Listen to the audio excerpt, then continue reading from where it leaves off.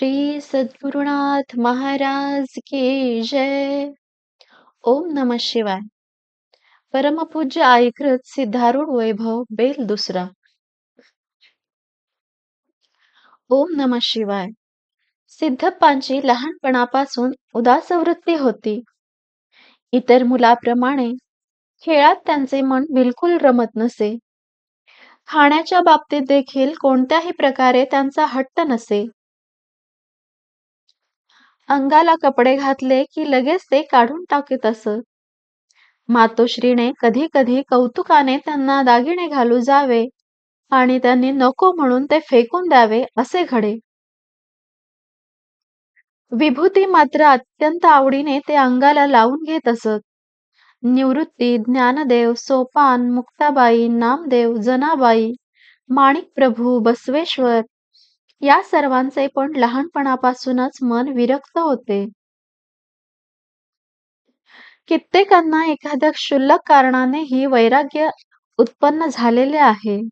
उदाहरणार्थ, रमण महर्षींच्या वैराग्यास सख्या भावजईने रागावल्याचे कारण झाले. त्याचप्रमाणे नरसी मेहतांचे पण घडले.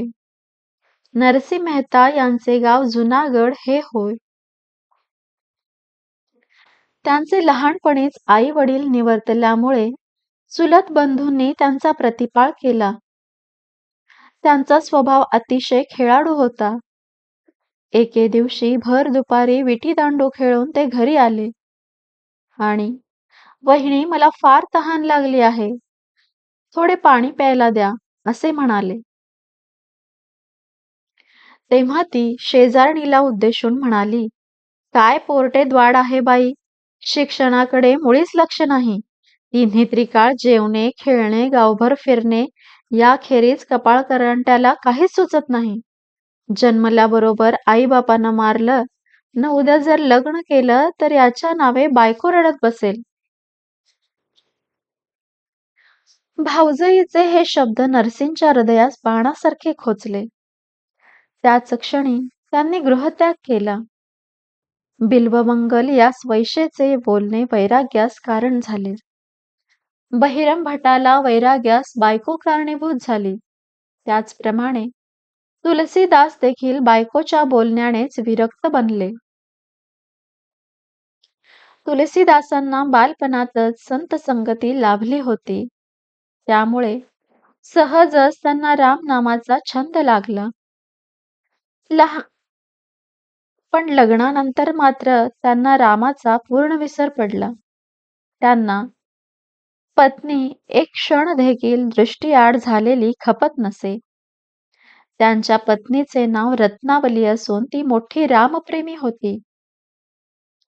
तिला माहेराहून अनेक वेळा बोलावणे आले तरी पण त्यांनी एकदा देखील तिला माहेरी पाठवले नाही. एके दिवशी तुलसीदास काही कामासाठी बाहेर गेले असता आई फार आजारी आहे म्हणून रत्नावलीचा भाऊ येऊन तिला बोलावून घेऊन गेला. इतक्यात तुलसीदास घरी आले. पत्नी माहेरी गेल्याचे कळताच त्याच पावली ते सासूरवाडीला गेले. त्या दिवशी अमावस्या होती. पावसाळ्याचे दिवस असल्याने नदी तुडुंब भरून वाहत होती. अशा परिस्थितीत पलीकडे जावे कसे या विचारात मग्न होऊन थोडा वेळ ते तीरावर स्वस्थ राहिले. इतक्यात एकदम वीज चमकली. तिच्या प्रकाशात बाजूला असलेले प्रेत त्यांच्या दृष्टीस पडले. पण ते त्यांना नावेप्रमाणे दिसल्यामुळे लगेच ते त्यावर बसले व हाताने पाणी तोडीत तोडीत जाऊन बऱ्याच वेळाने परतीराला पोहोचले. त्यानंतर सासूरवाडीला जाऊन त्यांनी दरवाजा ठोठावला. पुष्कळशा हाका मारल्या तरी दरवाजा उघडला गेला नाही.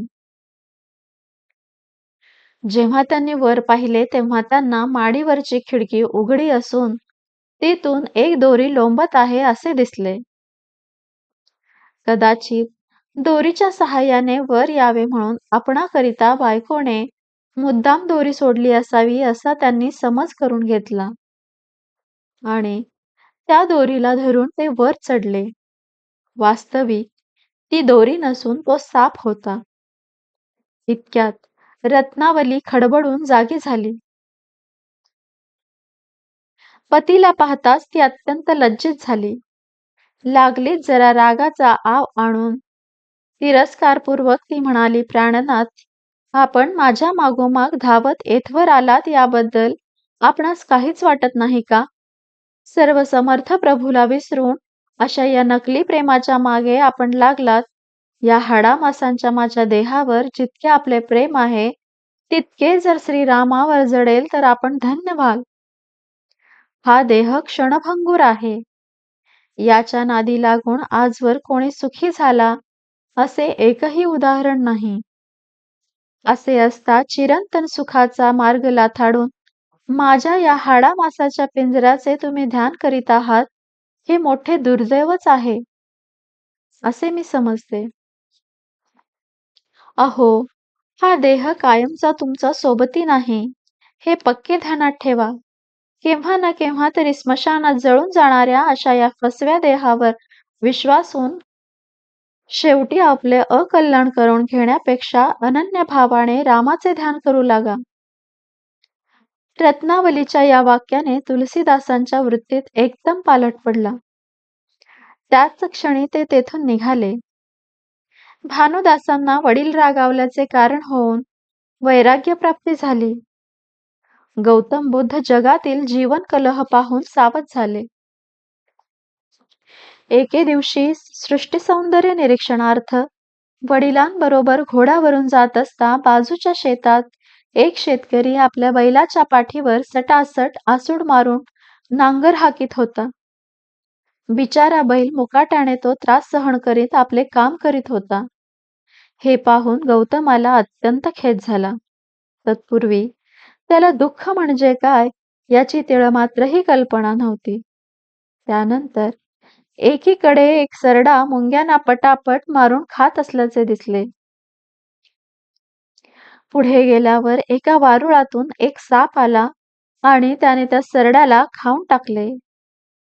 तोच एक घार अंतराळातून झपाट्याने खाली उतरली आणि तिने त्या सापाला घट्ट केले. इतक्यात एका पारध्याने मारलेला बाण लागून ती घार मरून पडली. हा सर्व प्रकार पाहताच खरोखर जग हे असेच आहे का? सबलाने दुर्बलास छळावे आणि आपली चैन करावी, या पलीकडे काहीच दिसत नाही, असे वाटून त्या क्षणी त्याचा उत्साह नाहीसा झाला. तेव्हापासून त्याच्या पूर्ववृत्तीत पालट पडत गेला. महिपत बुवा हे एका सरदाराजवळ दप्तरी कारकून होते. ते नियमित देवाची यथासांग पूजा करीत असत. एके दिवशी देवाच्या पूजेला बसले होते, इतक्यात ताबडतोब येण्याविषयी सरदाराकडून त्यांना बोलावणे आले. तेव्हा ते पूजा अर्धवट सोडून तसेच उठून गेले. परत येतेवेळी त्यांना असे वाटले की मी सरदाराच्या सेवेत गुंतलो म्हणून आज मला देवाची पूजा टाकून जावे लागले. देवाच्या सेवेत माझे मन जर नाही तर देव माझ्यावर कृपा कशी करील? मला जर देवाची कृपा संपादन करावयाची आहे तर सरदाराची मर्जी राखून चालणार नाही. करिता आपण यापुढे देवाचे दास्यत्वच करायचे, असा त्यांनी निश्चय करून देवापुढे लेखणी ठेवून दिली आणि नोकरीला राजीनामा दिला. एकंदरीत महिपत बुवांना अशा तऱ्हेने वैराग्य उत्पन्न झाले. पुरंदरदासांना लोभी स्वभावाने जागृत केले. समर्थ रामदास एक तर भटजी मंगलाष्टके म्हणत असता. सावधान हा शब्द ऐकताच अंतरपाठ उडवून ते कायमचे सावध झाले. तुकारामांच्या वैराग्याला संसारातील प्रतिकूल परिस्थिती कारणीभूत झाली. जगात पाहू गेल्यास अत्यंत बिकट परिस्थितीत असलेले लाखो लोक दिसून येतात, पण त्यांचे मन किंचित देखील संसारापासून विटलेले दिसून येत नाही. यावरून ज्ञानोबांच्या म्हणण्याप्रमाणे बहुत सुकृतांची जोडी म्हणून विठ्ठली आवडी हेच एक खरे कारण असे वाटते. सिद्धबाळ माता-पितरांबरोबर रोज नियमित पुराण श्रवणार्थ बसत असत. वीरभद्र स्वामींचे सांगणे त्यांना अत्यंत आवडे. ज्याप्रमाणे पावसावरून पिकांचे अनुमान काढता येते, त्याप्रमाणे या वयापासूनच सिद्धबाळांची निरीच्छता व अधिकारवाणी हे पुढे थोर पुरुष होतील अशी जाणीव करून देत होती. सिद्धबाळांना 6वे वर्ष लागतात. एके दिवशी मल्लम्मा शांतप्पाजवळ म्हणाली, "उद्या सिद्धाचे शाळेमध्ये नाव दाखल करावे." हे वाक्य सिद्धबाळांच्या कानी पडताच ते म्हणाले, "आई, मनुष्याने जे शिकायचे आहे ते आपल्या अशा शाळेत जाऊन नव्हे. वीरभद्र स्वामी रोज आपल्याला सांगतात त्याप्रमाणे आपण करणी केली पाहिजे. कालच स्वामींनी सांगितले नाही का, की मनुष्याने एकदा सद्गुरूंच्या शाळेत नाव दाखल करावे, म्हणजे त्याला जीवनात कशाचीही उणीव भासत नाही. म्हणून मनुष्य लौकिक विद्या कितीही शिकला तरी त्याला भवबंधनातून सुटता येत नाही. त्यासाठी मी अशा शाळेत जाणार नाही." हे मुलाचे बोलणे ऐकून मल्लम्मा व शांतप्पा हे उभयता आश्चर्यचकित झाले. बसवेश्वरांना 8वे वर्ष लागल्यावर उपनयन विधी करण्यासाठी पुरोहितांना बोलावून माधरसांनी म्हणजे त्यांच्या वडिलांनी सर्व तयारी केली. त्या समयी "आज काय आहे?" असे बसवेश्वरांनी पुरोहितांना विचारले. तेव्हा ब्राह्मणाच्या अंगी शुद्धता येण्याकरिता उपनयन विधी केला पाहिजे, म्हणून तुझ्याकरिता आजचा शुभमुहूर्त ठरविला आहे, असे त्यांनी त्यास सांगितले. हे ऐकून बसवेश्वर म्हणाले, "यापूर्वीच मला जातवेद गुरूंकडून दीक्षा मिळाली आहे. हे तुम्ही विसरलात की काय? त्यांच्या सांगण्यावर निष्ठा ठेवून राहणे हेच माझे कर्तव्य आहे. त्यांच्या सूचनेशिवाय मी काहीच करण्यास तयार नाही." बसवेश्वरांचे हे बोलणे ऐकून सर्वांची मतीच खुंटीत झाली. गुरु नानकांना वडिलांनी संस्कृत शिकविण्यास पंडित ब्रिजनाथ यांच्याकडे ठेवले. तेव्हा शिक्षकांनी प्रथम ओम हे अक्षर काढण्यास त्यास सांगितले. त्या समयी नानक म्हणाले, "गुरुजी, प्रथम तुम्ही मला ओम याचा अर्थ सांगा, नंतर मी ओम काढतो." हे ऐकून ब्रिजनाथ चकित झाले. नारायण महाराज जालवणकर हे 5 वर्षाचे असताना एके दिवशी घरातील देवापुढे जाऊन बसले. हे पाहून त्यांच्या आजीने, "नाऱ्या, काय करतोस?" असे त्यांना विचारले.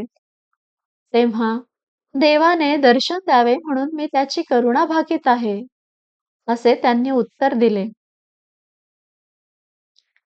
येशू 12 वर्षाचा होता तेव्हा त्याचे आई वडील मेरी व जोसेफ हे जेरुसलेम येथील वार्षिकोत्सवाला गेले होते. उत्सव संपवून परत येतेवेळी गर्दीत येशूची व त्यांची चुकामुक झाली. त्यांनी चहूकडे त्याचा शोध घेतला, पण त्यांना त्याचा पत्ता लागला नाही. त्यावर ते उभयता परत जेरुसलेमला गेले. देवळात प्रवेश करताच पंडितांशी वादविवाद करीत बसलेला येशू त्यांच्या दृष्टीस पडला. मुलाला पाहिल्याबरोबर मेरीला गहिवरून आले. तिने धावत जाऊन येशूला मिठी मारली आणि म्हणाली, "बाळ, 3 दिवसापासून आम्ही तुला शोधित आहोत. तुझी आणि आमची कशी काय चुकामुक झाली न कळे." तेव्हा येशू म्हणाला, "आई, मला शोधण्याकरिता कशाला इतका त्रास घेतला? मला देवाने जनांचे अज्ञान दूर करण्याकरिता पाठविले आहे, म्हणून मी माझ्या बापाची आज्ञा अंमलात आणीत आहे." महम्मद पैगंबराची विचारशक्ती पण बालपणातच जागृत झाली होती. गर्भस्थानात अनाचार का व्हावेत? लोक एकमेकांच्या नरडीचा घोट घेण्यास कसे प्रवृत्त होतात? लोकांकडून एक चांगला शब्द देखील का ऐकू येऊ नये? आपणास जन्म देणाऱ्या स्त्रियांची बदनामी करून त्यांची विटंबना होत आहे, याचे कारण काय? याविषयी सदा ते विचार करीत एकांतात बसत असत. सिद्ध बाळ जरी शाळेत गेले नाहीत तरी त्यांनी वडील कडून अक्षर ओळख करून घेतली होती. तेवढ्यावरूनच त्यांना चांगले वाचायला व लिहायला येऊ लागले. ज्ञानदेव, नामदेव, तुकाराम, भानुदास, माणिकप्रभू इत्यादी संतांचे शिक्षण झाल्याचा कोठेच उल्लेख नाही. जो आत्मविद्येत पारंगत झाला त्याला इतर सर्व विद्या अवगत होतात. सिद्ध बाळांची अत्यंत कुशाग्र बुद्धी होती. वीरभद्र स्वामी निरूपण करीत असता एखादा गूढ शब्द जर आला तर सिद्ध बाळ तो शब्द आठवणीत ठेवून निरूपणानंतर अत्यंत कुतूहलाने त्याचा अर्थ त्यांना विचारित असत. बालकाचे बुद्धिचातुर्य पाहून वीरभद्र स्वामींना फार फार आनंद होई. ते सिद्ध बाळांना जवळ बसवून घेऊन प्रेमाने कुरवाळीत असत. तसेच त्यांच्या प्रश्नांची उत्तरेही त्यांना समजेल अशा भाषेत देत सांगत असत. जगात कित्येकांची कुशाग्र बुद्धी असलेली दिसून येते, परंतु तिच्या मागे ईश्वरी सहाय्य म्हणजे सुविचाराची जोड न मिळाल्यामुळे त्यांच्याकडून परमार्थच नव्हे तर प्रपंच देखील नीटनेटका होत असलेला दिसून येत नाही. बालपणापासून भगवान श्रीकृष्णांकडून जशा अलौकिक व आश्चर्यकारक अशा गोष्टी घडत आल्या त्याप्रमाणे सिद्ध बाळांकडूनही काही गोष्टी घडल्या. एके दिवशी सिद्धप्पांजवळ खेळायला आलेल्या मुलांपैकी एक मुलगा सिद्धा, आम्हाला काहीतरी खाऊ दे की, म्हणून त्यांच्या पाठीशी लागला. त्यावेळी मल्लम्मा काही कामानिमित्त बाहेर गेली होती. शिंक्यावर एका गाडग्यात थोडेसे तीळ होते. ते त्यांना खावयास द्यावेत अशा विचाराने सिद्ध बाळांनी त्या गाडग्यास काठीने एक भोक पाडले. तोच तिळाची धार लागली. ते पाहून सर्व मुले धावत तेथे आली आणि प्रत्येक जण आपापल्या खिशात तीळ भरून घेऊ लागले. इतक्यात मल्लम्मा बाहेरून आली. जेव्हा ते दृश्य तिच्या दृष्टीस पडले तेव्हा मुलाला उद्देशून तिने, सिद्धा, हे काय रे केलंस असे विचारले. आई, खाऊसाठी तीळ पाहिजे होते, पण काही केलं माझा हात पोहोचेना, म्हणून मी गाडग्यावर काठी हाणली. तोच गाडगे फुटले आणि सारे तीळ खाली पडले असे सिद्ध बाळांनी सांगितले. हे सिद्ध बाळांचे सत्य व शांतपणाचे बोलणे ऐकून मल्लम्माचे हृदय आनंदाने भरून आले. तरी पुन्हा प्रश्न विचारला असता मुलगा काय म्हणतो हे ऐकण्याची तिला कुतूहलता वाटल्यामुळे ती म्हणाली, सिद्धा, गाडग्यात अवघे पावशेरच तीळ होते आणि येथे तर तीळ टोपलीभर दिसतात, हे रे कसे काय? सिद्धबाळ म्हणाले, आई, हा सर्व तुझ्या गुरुसेवेचा महिमा आहे. गाडगे म्हणजे ज्ञानीपुरुषाचा देह आणि तीळ म्हणजे त्यांची बोधवाक्य समजावी. ज्याप्रमाणे मुलांनी खाऊ मिळावा म्हणून अपेक्षा करताच त्यांना गाडग्यात असलेले तीळ मिळाले व ते खाऊन ती तृप्त झाली, त्याप्रमाणे मुमुक्षू जेव्हा ज्ञानी पुरुषाजवळ मोक्षाची इच्छा करतो तेव्हा गुरूंच्या हृदयातून बोधवाक्ये अशीच भराभर बाहेर पडतात आणि त्याचे मनन करून मुमुक्षू समाधान पावतो. मुलाचे हे बोलणे ऐकून तिला खरोखरच धन्यता वाटली. परंतु मुलांना वेळोवेळी योग्य प्रकारे शिक्षण देणे हे आपले कर्तव्य असल्याचे ती जाणून होती. त्यामुळे वर किंचित रागाचा आव आणून मल्लम्मा म्हणाली, सिद्धा, घरातील वस्तूंची अशी तू जर नासधूस चालविलीस तर आमचा प्रपंच कसा चालायचा? सिद्धबाळ म्हणाले, आई, कालच स्वामींनी सांगितले नाही का की मनुष्याने आपल्यावरच्या प्रेमाप्रमाणे इतरांवर प्रेम करीत जावे, नेहमी समदृष्टीने पाहण्याची वृत्ती ठेवावी, म्हणजे सत्वर शिवप्रसाद होतो. म्हणून मी शिवप्रसाद मिळवण्याचा प्रयत्न करीत आहे. मल्लम्मा मोठे समजूतदार होती. त्यामुळे सिद्धबाळांच्या बोलण्यातील मर्म लगेच तिने ताडले. जरी त्याबद्दल तिला आनंद झाला तरी पण त्या भरात त्याला कवटाळण्यापेक्षा अधिक गंभीर मुद्रा करून, "सिद्धा, उद्यापासून तू असली कामे करीत जाऊ नकोस हा," असे तिने त्यास बजावले.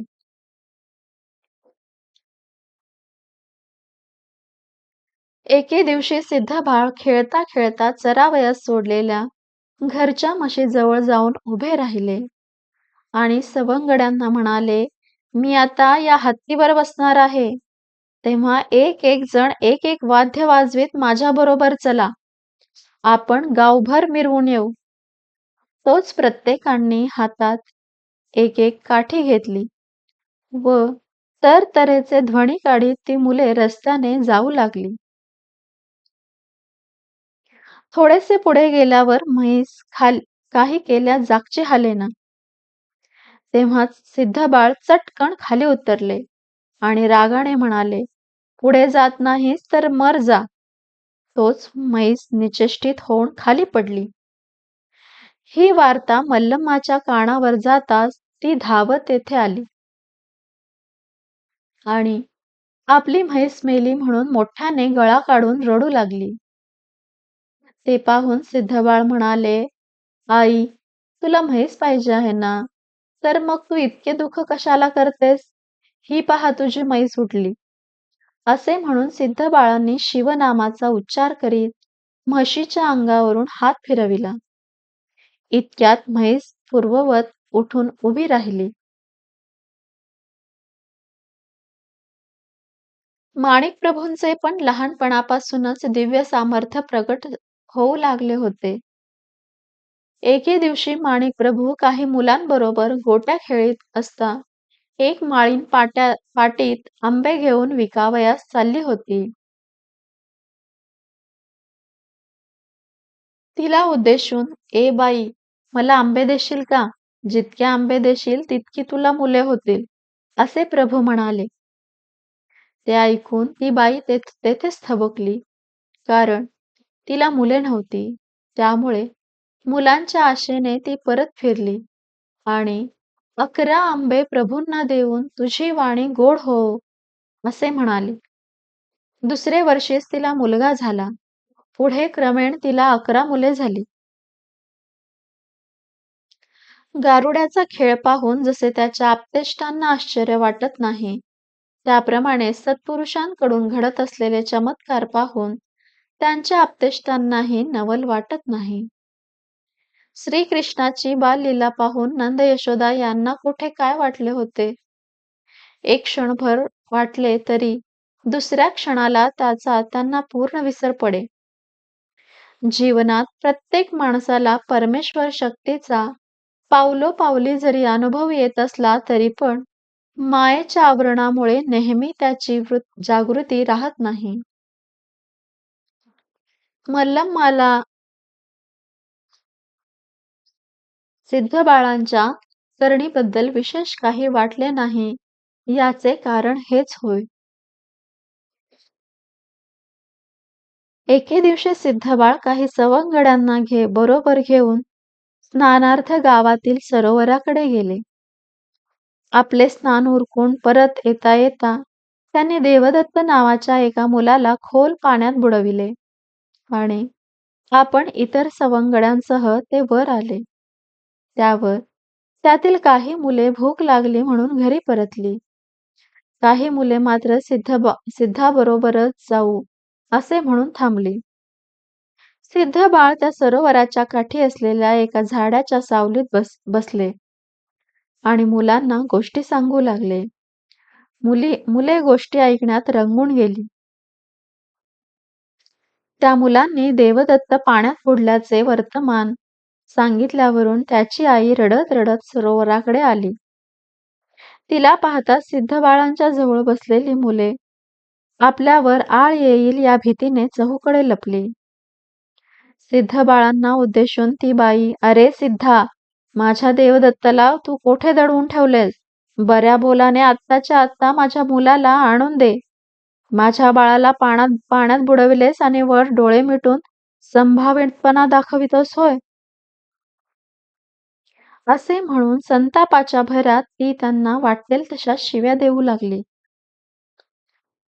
तेव्हा सिद्धबाळ म्हणाले, अहो माई, तुम्ही असे संतप्त होऊ नका. शांत व्हा.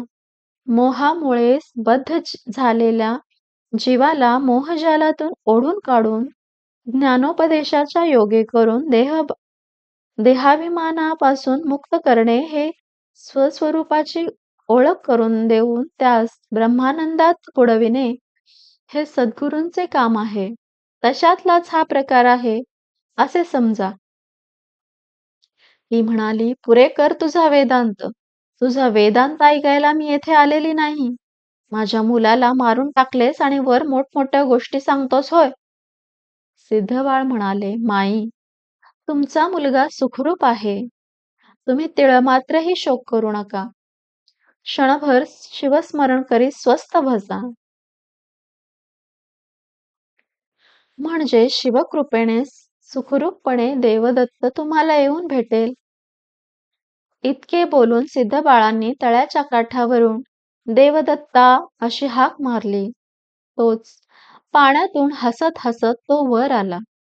त्यावर मुलासह ती बाई आनंदाने आपल्या घरी जाती झाली. सिद्धबाळ सवंगड्यांसह आपल्या घरी जात असता वाटेवर एक मृत सर्प पडलेला दिसला.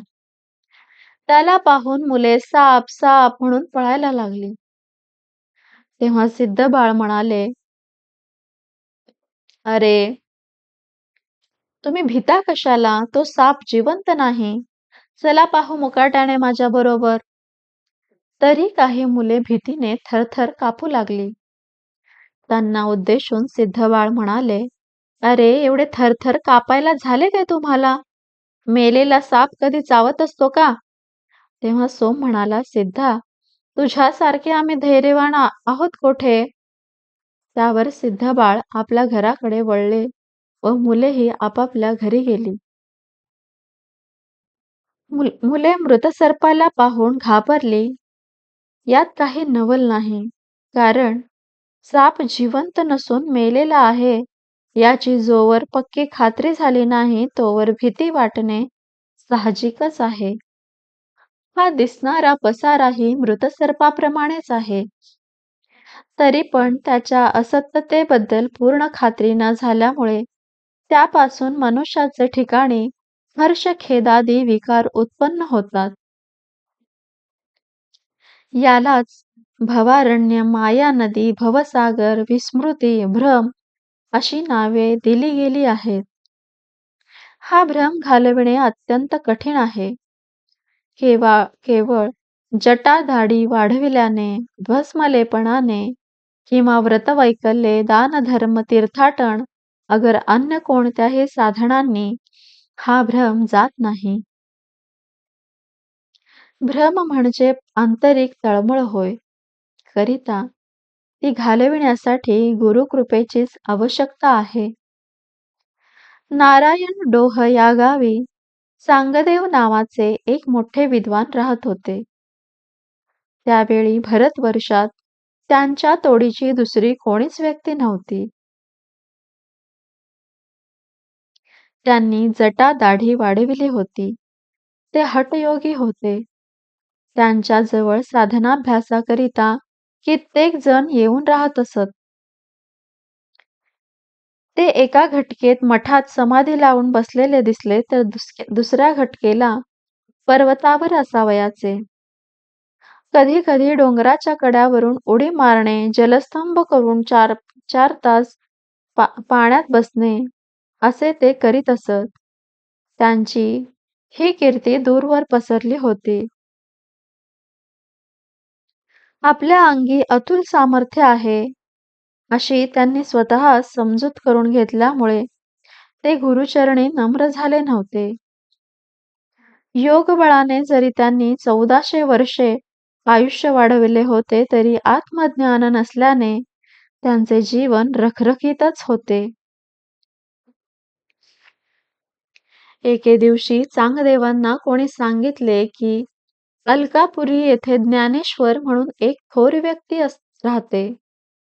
त्यांनी पैठणला रेड्यामुखे वेद बोलविला. त्यांच्या पाठीवर त्यांची बहीण मुक्ताबाई हिने मांडे भाजले इत्यादी. तेव्हा आपण ज्ञानेश्वरांना गुरु करावे असे त्यांना वाटले. तत्पूर्वी आपण एक पत्र पाठवून त्यांच्याकडून उत्तर आणवावे अशा विचाराने ते ज्ञानेश्वरांना पत्र लिहिण्यास बसले. परंतु आशीर्वाद लिहावा तर आपण त्यांना गुरु करायचे ठरविले आहे. नमस्कार लिहावा तर त्यांच्यापेक्षा आपण वयाने कितीतरी मोठे आहोत, असा त्यांच्या मनात शेवटी गोंधळ झाला. त्यामुळे बराच वेळ ते स्तब्धच बसले. शेवटी तसाच कोरा कागद त्यांनी शिष्याच्या हातून ज्ञानेश्वरांना पाठवून दिला. पत्र पाहताच क्षणी ज्ञानेश्वर म्हणाले, बिचाऱ्या चांगदेवाने आजवर 1400 वर्ष आयुष्य वाढविले तरी मयुराच्या अंगाला शेकडो डोळे असून जसे ते दृष्टी वाचून व्यर्थ त्याप्रमाणे झाले.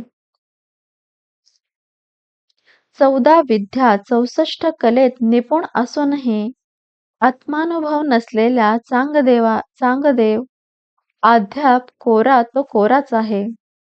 म्हणून त्यांनी कागद कोराच पाठविला. त्यानंतर ज्ञानेश्वरांनी उत्तरादाखल काही अभंग लिहून चांगदेवाच्या शिष्याच्या हाती दिले आणि त्यांना निरोप दिला.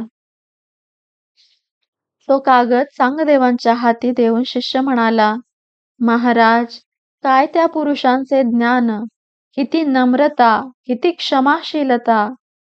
त्यांच्या सामर्थ्याचे वर्णन करणे माझ्याने अशक्य. आपण दिलेला कोरा कागद पाहिल्याबरोबर त्यांनी आपली सर्व योग्यता जाणली. दिसण्यात मूर्ती अगदी लहान आहे, पण कीर्ती मात्र फारच थोर आहे. चांगदेवांनी शांतपणाने ज्ञानेश्वरांचे अभंग वाचले. त्यावर आपण 1400 वर्ष जगूनही आजवर आपले सारे आयुष्य व्यर्थ घालविले, याबद्दल त्यांना पश्चाताप झाला.